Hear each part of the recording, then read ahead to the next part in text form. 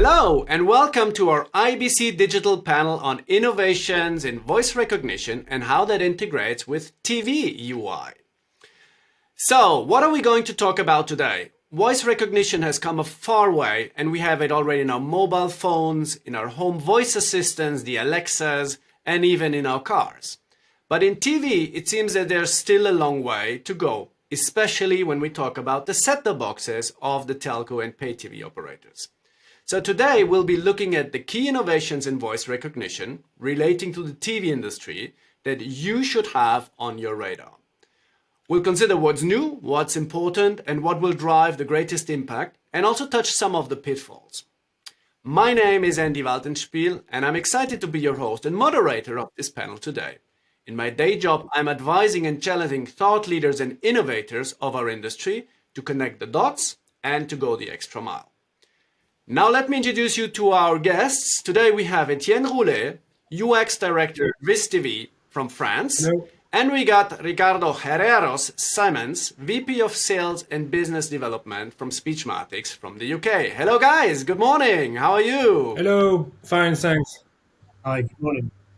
Great to have you here. Before we jump into the actual discussion, please introduce yourself and your company. And maybe, Ricardo, can I ask you to go first? Of course, thank you, Andreas. Sure, my name's Ricardo, and I'm the VP of Sales at Speechmatics. We are a speech recognition company. What does that mean? We take audio and we transcribe it to text. I've been with the business for 7 years since we commercialized sort of in 2014. That's 8 years now, actually. That's a long time. But yeah, we are at the forefront of combining speech recognition technology and machine learning tech to transcribe audio, make it searchable across a range of use cases and different industries. We're the leaders in this space, and we're really excited to talk about how that can integrate into the subject here today as well. Great. Thank you, Ricardo. And Etienne.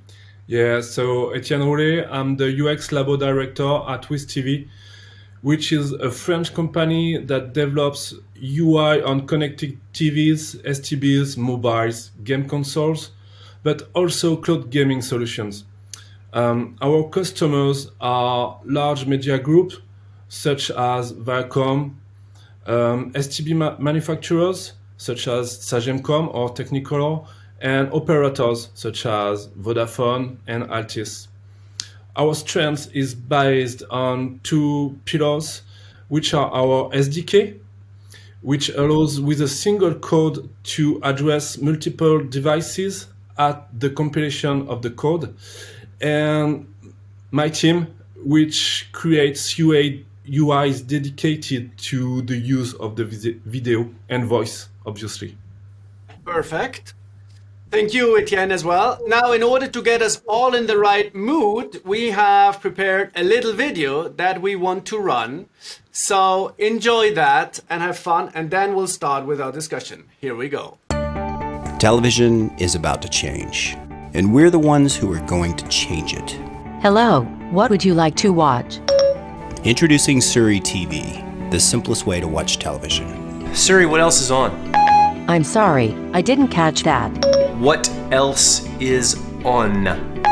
Oh, I'm already on. What would you like to watch? Change it to The Bachelorette. Ha, good one. No, seriously, what would you like to watch? Siri, turn up the volume to... Turn up the... Set the volume to... Turn up the volume. Show me Portlandia. Searching the web. No, the TV show Portlandia.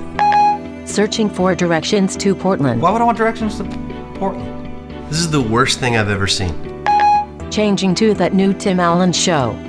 Hey babe, thanks for cleaning the house. Changing to house. No. Maybe if you hadn't have kept me up all night, Doctor. Changing to up all night. Margarita It'll change Mondays? it. Don't even get me started about your friends. Changing to friends. Wait, are you listening to me or what's on the TV? Okay. Siri, turn on Genius.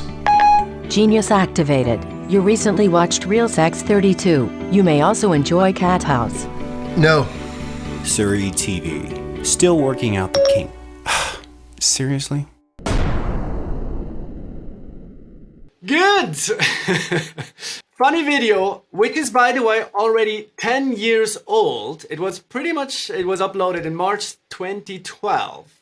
So already that time, people figured out that there are quite some issues. So there's no contextual understanding. The keyword might be an issue. So I want to hear from the two of you.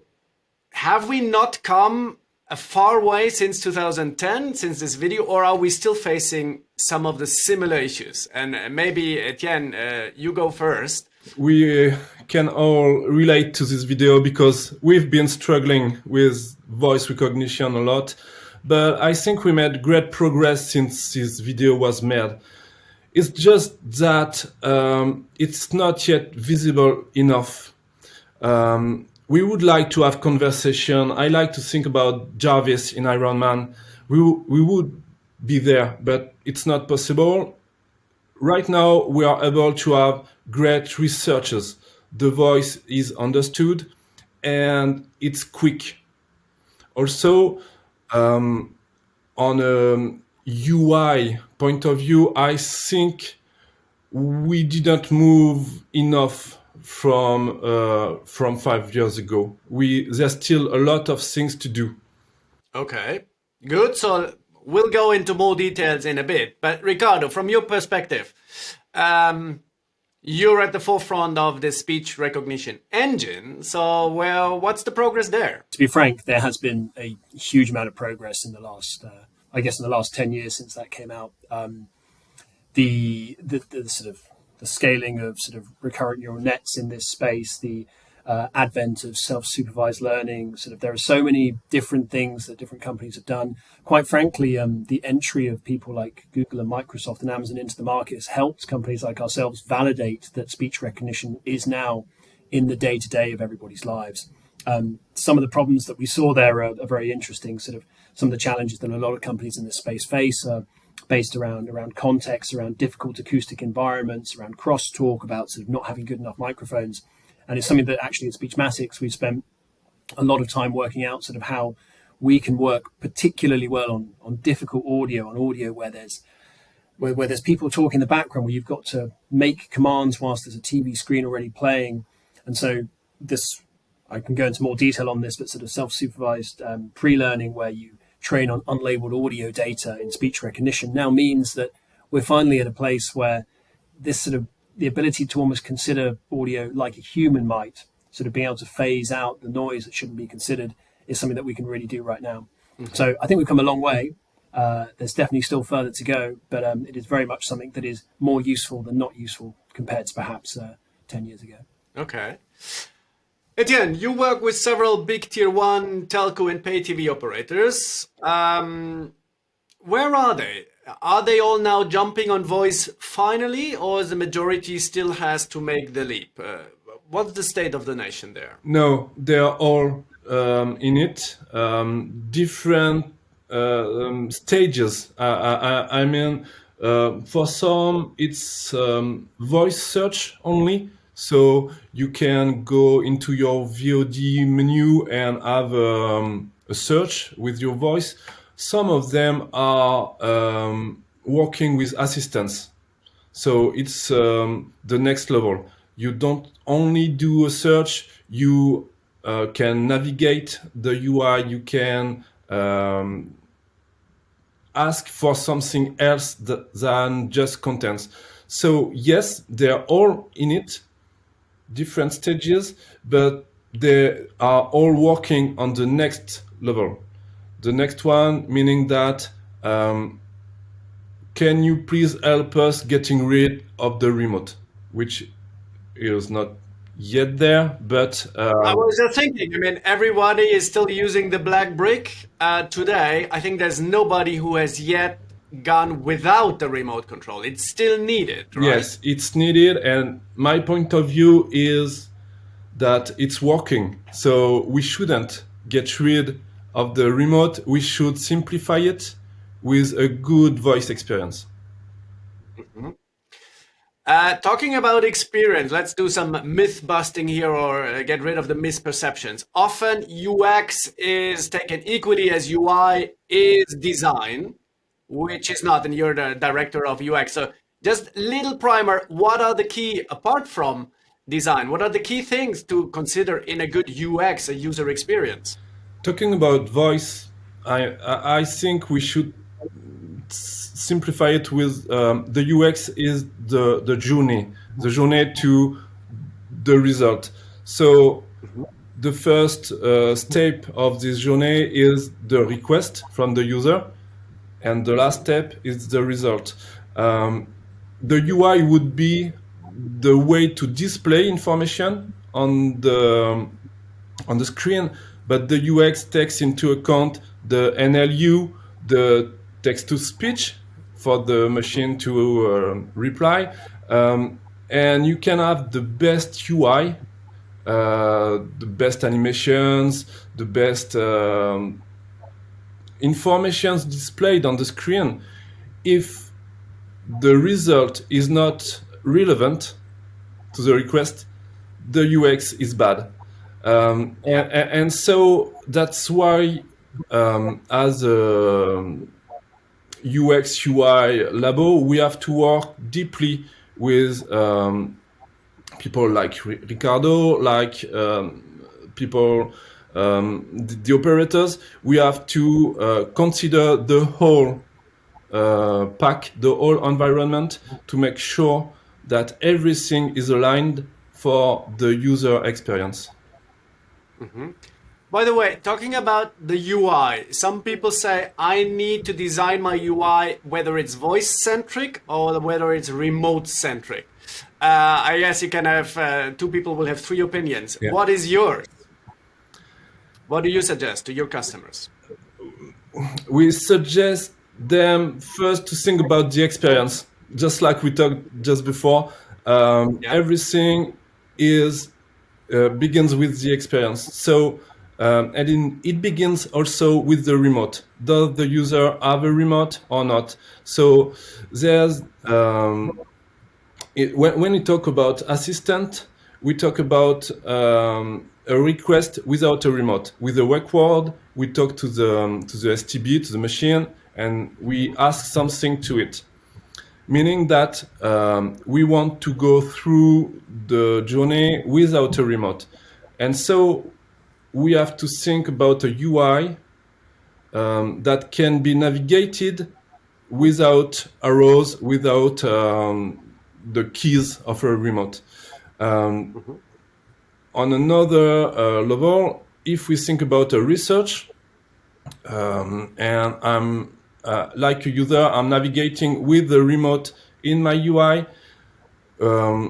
there's another way to display information, meaning that without a remote, we have to make the screen as simple as possible. Because the user has to understand what is displayed on the screen and to interact quickly with it. That's why we can talk about widget, we can talk about really easy UI. If we consider that the user has a remote in the end, the voice is just there to help him enter the request, because we all know entering a request from a keyboard on TV is the most complicated thing on earth. It's horrible. And the voice is there to help, not to be the main part of the request. So yes, my point of view is two different UIs depending on what the experience is. So it sounds a bit like form follows function. Depending on where you put the focus, you should put the focus in designing the UI. Absolutely. That's why we have to make it with the different parts of the environment. Okay. Ricardo, so we heard simplicity, great user experience, the journey is the goal, to make it as easy and smooth and relevant. How does your technology contribute to that? What's special about it? So I guess traditionally there's always been a tension between long form continuous speech recognition. So this is where you'd be transcribing conversations, interviews like this one, where you need to have a huge vocabulary, lots of different words, and sort of an ability to essentially cater for anything that might be said across different accents. And then on the other side of things, you have what traditionally would be used in this space around command and control, around wake words, around voice activity detection, much shorter, constrained grammars that would be used specifically in order to sort of just say to do 3 or 4 things. So you're almost specifying for just a couple of different actions. Up until now, those have had to be 2 separate things. We couldn't do them together. However, what we've now managed to do at Speechmatics is sort of we've got the accuracy to such a high level, but also the ability to shrink the neural networks that sit behind the transcription, that now we are really in a place where you can use a customizable dictionary to have something that fits for both, something that fits for long form speech recognition, but also for the specific commands and controls that you'd need to turn the volume up, to turn the volume down, to start a search. And that's something that I think we haven't had up until now. Okay.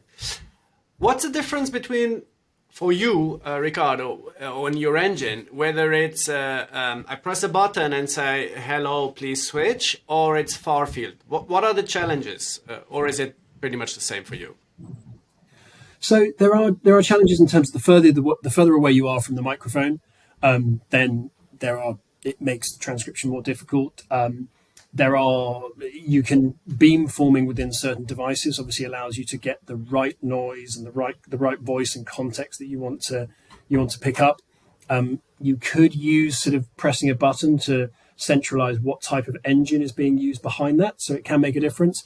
But our goal and our plan really is to get rid of the need for that, to try and setting everything up so it can be done automatically. Obviously, this raises a question around sort of, do you want things always on? If they're always on, are they always listening? And sort of all of the implications around that. It's much easier when you're pressing a button and then you know sort of when you're having to deal with speech to text or not and everything that sits behind it. But for us, our goal is actually to reduce the requirement for that, so that actually it's less of an onus on the technology providers and on the hardware providers to need to specify so specifically around the different requirements to make that speech rec work. Okay. So one thing is identifying the words and transcribing them correctly. Can you also identify which person is speaking? So that's why I always, when I speak to the box or to the device, it would know, okay, this is person A. If my son speaks, it's a different voice. And could we even profile based on who is speaking, that we show the same right channels, or if it's a kid speaking? Is that something that is possible today? Yes, we can do that. It's in the industry, the term is diarization, or sort of real-time diarization, or sort of speaker change is just saying one person is speaking, another is speaking. Diarization is actually sort of maintaining the thread through the conversation. It can be done. In terms of what you want to then do at the next level, that becomes a personal choice from the user or the consumer. Because if you want to record the voice patterns and get it to recognize perhaps your voice specifically, then that's fine. But then that's your choice to give away data. That's your choice to provide a profile for yourself online, which we tend to find a lot of the people we work with still don't want to do that, and we completely understand why. So it's very 1984 when you get into that space. So the answer is yes, we do it in both ways, but we tend to sort of base it on an interaction, so on a recording, on a level of interaction, so that you can just keep it in memory for a specific amount of time. Mm-hmm. Okay. Maybe that's a good point to talk about privacy security. So when your customers want to embark on that journey, what kind of recommendations or things to think about do you raise? So what are the important things to keep in mind when I do such a service in terms of security and privacy? Again, it depends how that's being implemented. With the vast majority of Speechmatics technology, when we work with a lot of government institutions, we work with a lot of financial companies, with a lot of insurance, security, and there's a huge onus on not keeping the data, not recording the data, not keeping everything sensitive out of it. And so we give the ability to our partners to transcribe on device, to transcribe on server. So nothing goes near the cloud. There's no capturing of your personal data, and it very much is used just for the transcription and then deleted immediately. This is something that's obviously harder to do when sort of you look at some of the solutions that you might have through Google or Microsoft or Amazon, because quite often you're sort of agreeing to sort of to data usage or data training policies, and obviously that for us is a huge advantage because we can partner with companies like that with TV to be able to get on device, get onto the remote, get onto the whatever it may be. So all of it's happening natively, and therefore not leaving that data secure environment. Yeah, in term of UI, we are also really careful with what we do, and the first thing that we work on is the first install of the user and its UI, and there are panels in it saying that you will get access to voice search and navigation, but you must be aware that you can shut it off when you want, and you will be able to find in the settings every aspect of the microphone that we are using, and when needed you can light it on or not, and that's the main part of what we do. And also we try to make the user understand that it is here only to help him. So there's no intrusion in his life. There's no listening if the user doesn't want to. So it comes with some hints on the screen saying that you can use the microphone if you want to. You can talk to the STB if you want to, but you have to call it before you can be listened to. Okay, well, it makes sense to make the user aware and give him the choice to deactivate if it doesn't work. Also, even though as users we really want to push it to the one using our tools, in France there's a law, RGPD, which obliged us to protect the user and make sure that, as you said, Ricardo, even though we are listening, we are not recording and things like that. Yeah. Okay, so let's talk about technology and how to integrate, for example, your both technologies. So there's an engine in the back, there's a video delivery platform, there's a UI, and you take care of the user experience. Is it simply plugging one API to another and that's it? Or if not, how does it work? What are the integration challenges? On our point of view, it's a matter of experience. Whether we plug to Google, Alexa, or any other APIs, we certainly will have to make sure that we are using their own design and their own experience. So we have to make sure that it's still coherent with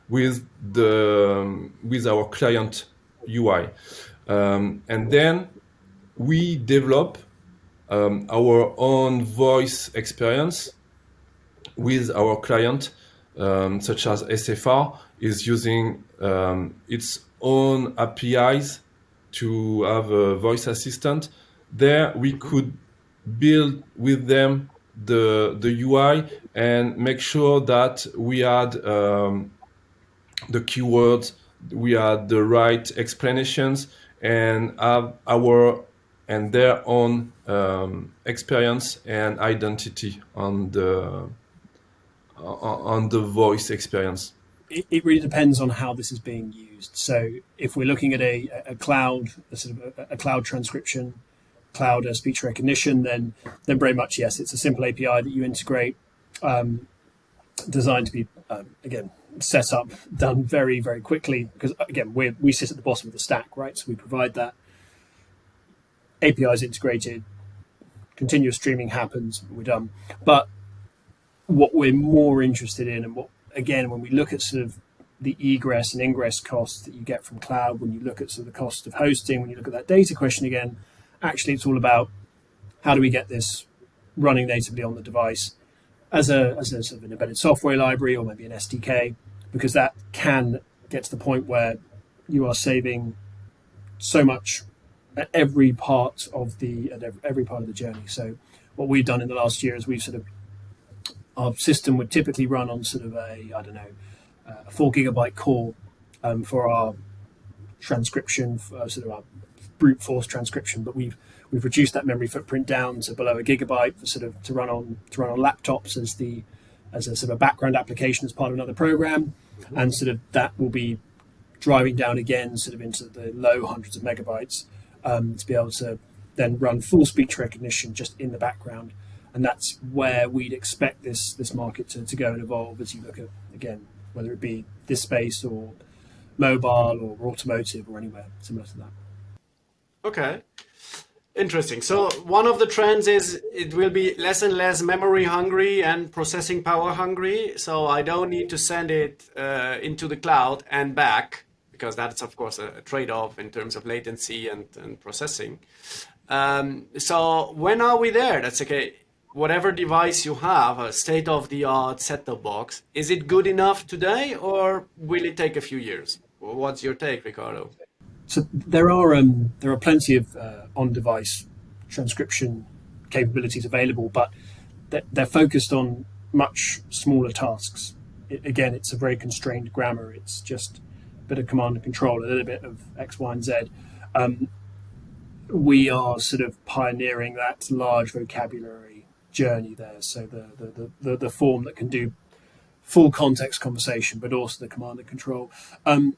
Will be there. Again, it depends which device and how small they get. But we'd certainly expect to be doing some in that case by the end of the year and going forwards. It's sort of, there's always when you look at speech recognition, there's always and you build models, there's always a trade-off between speed and accuracy. And so it's a frontier, and you pick the point at which you operate on. We're constantly shifting that curve left so that we're basically experts in creating huge models and shrinking them. That is what we want to be able to do. Well, that's what we've got the expertise in now, and that's what we really want to make the most of over the next 12, 24 months. And each time we do it, a new use case and a new industry opens up. Okay, sounds good. Talking about conversational AI, I mean, some companies have managed that. So I have a remote here. It's a TiVo. I mean, they're really good at that. You can say, I want to see action movies, only those with Brad Pitt, that play during Christmas. But that's a challenge, I guess. I mean, I don't see that often yet. What are the challenge? Maybe from an engine point of view, what is difficult about the conversational speech recognition or dialogue? And when will we really have it everywhere? So there's been a huge explosion recently in conversational AI players, and there are sort of three stages. There's the text-to-speech stage, which is the end. So this is if you're interacting with it, right? So that's where the machine generates text, and that then comes out as audio. That's probably the easiest part of the problem. You've then got the middle part, which is the dialogue system. So that is sort of a whole set of sort of NLP algorithms to work out, okay, if the speech recognition does this, then sort of what should the correct response be? That's not something we do right now. It's something we're looking into. But again, the biggest problem, the hardest problem to solve has been taking the amorphous, undefined audio and getting that into text. Because once it's in machine readable format, then it's actually quite easy to do. So we're essentially solving that part of the chain, and then the dialogue system is the next bit where we'd work at this point with a partner to do so. But it's interesting because this market is very much a cloud market at the moment. It's sort of all of these, a huge amount of these real-time conversational AI systems run on Google, where frankly the accuracy is just much lower than what we'd provide. But because it's available as a real-time service, and it's just there. People sign up to it. So our mission is sort of to make more people realize what we can do in this space, and then get sort of a better experience, a more efficient experience, and drive that So forwards. Google, be careful. These guys might kick your knee. Yeah, Oh, yeah. they're They coming know. and they're angry.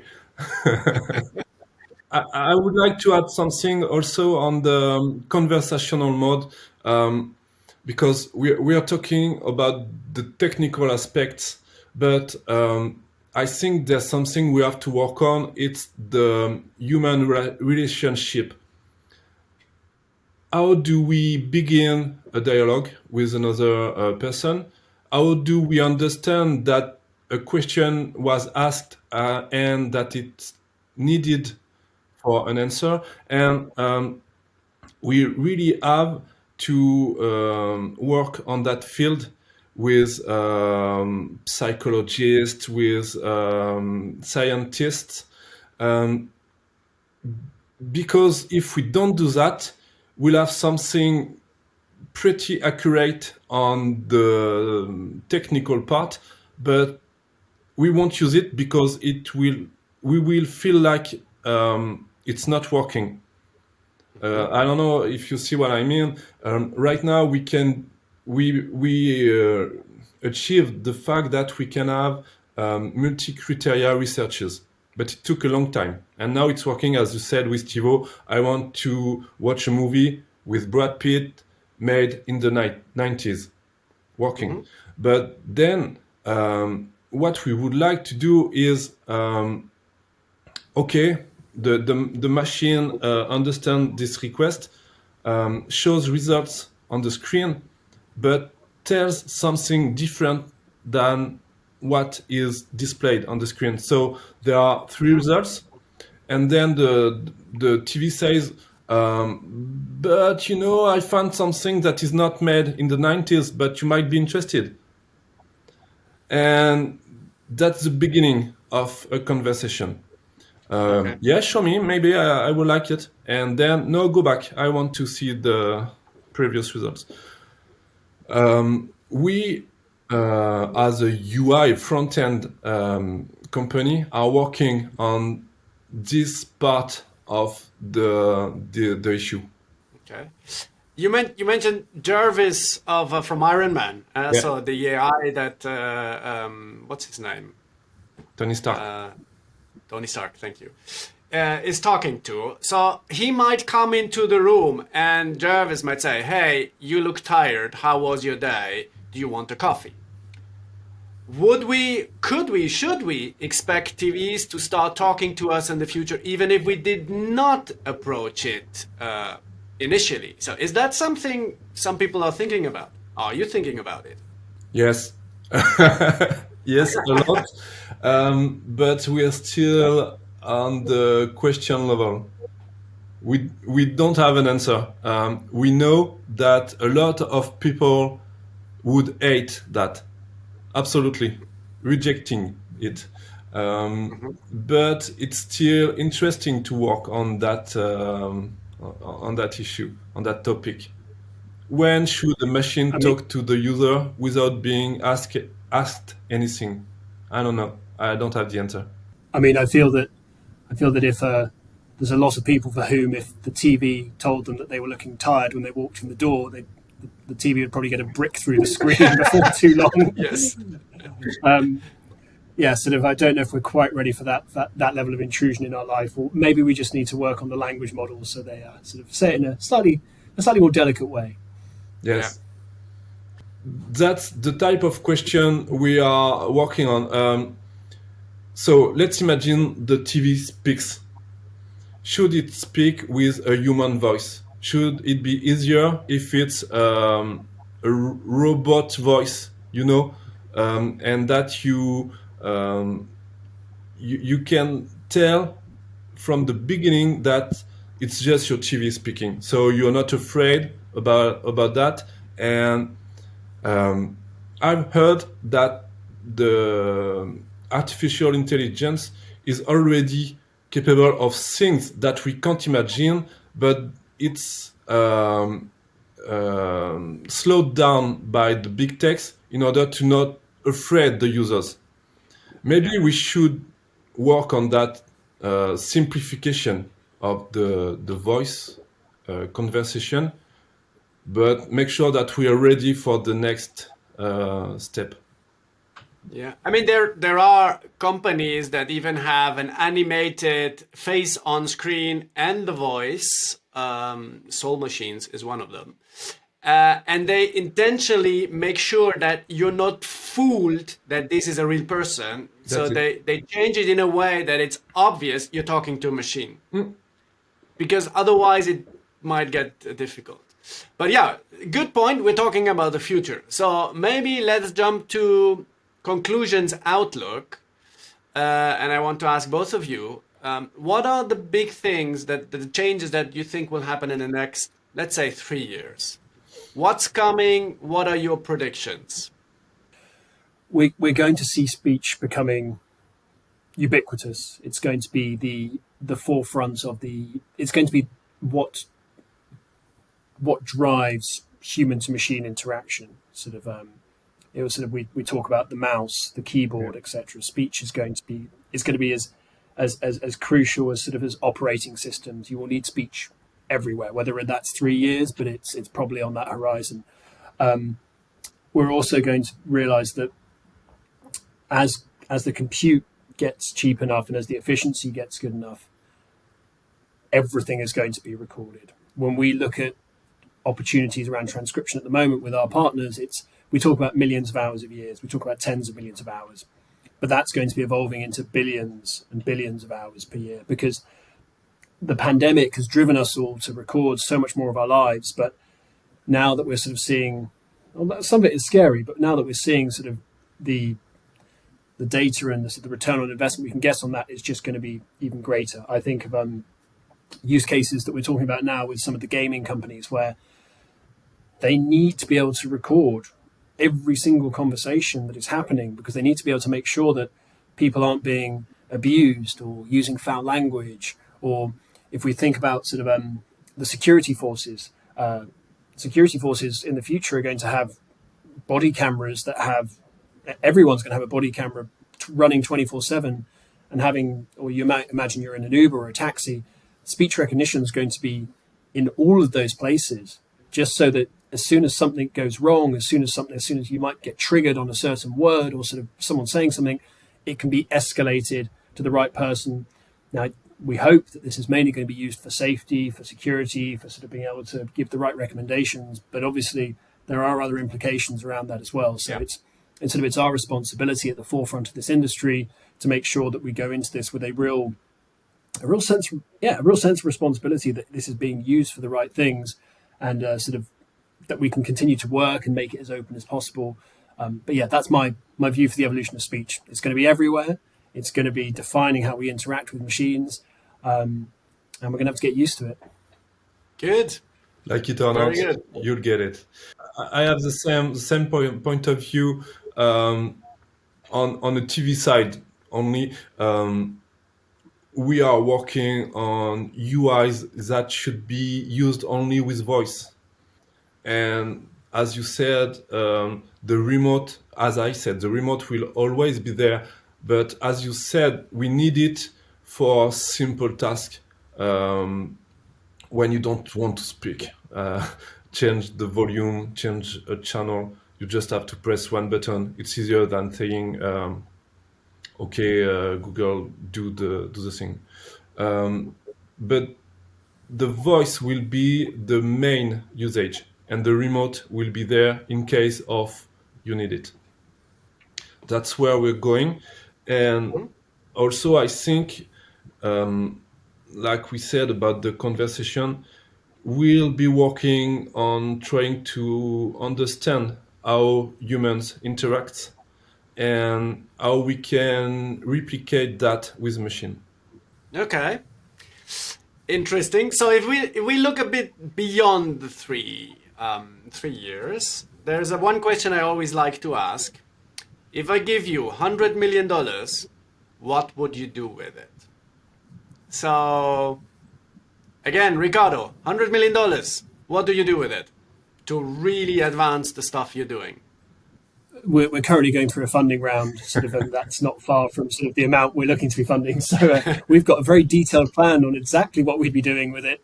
But again, it's more sort of internal sort of company things, advancing our research on the ML side, sort of purchasing GPUs. Essentially, we want to be, well, we are the leaders in speech in terms of accuracy, but we want to be able to sort of expand that into other machine learning problems, things like translation, things like optical character recognition, but also sort of picking out sort of things like elements related to speech that we can just use to give people a fuller and more complete experience. But yeah, obviously, if you're interested in investing, then we can discuss. It was not a promise that I give you 100 million. It was a question, huh? If. Etienne, on your side, what would you do with 100 million? Sam, I would create a team dedicated to this topic, not only inside Twisttv, but trying to create links with the different schools and faculties in the Nantes area and working on the same field, voice and how to improve it. Gentlemen, we're reaching the end of our panel. Thank you very much. I think we got a good view on the state of the nation. Where are we in voice? A lot more to come. Things will get easier. We see voice will be ubiquitous everywhere and everything on TV and more. And it will hopefully get conversational. Whether Jarvis will talk to us, we'll see. We're not there. Privacy, security, a trade-off we definitely need to take into account. But overall, it looks good for voice. And thank you for your two voices today. It was a pleasure having this discussion. Thank you very much. Thank you, Andreas. Thank you for being here today. And dear audience, please stay safe, stay healthy, and we hope to see you at IBC 2022. Thank you very much. Everybody, goodbye. Stay safe, stay healthy. See you soon. Thank you. Bye-bye.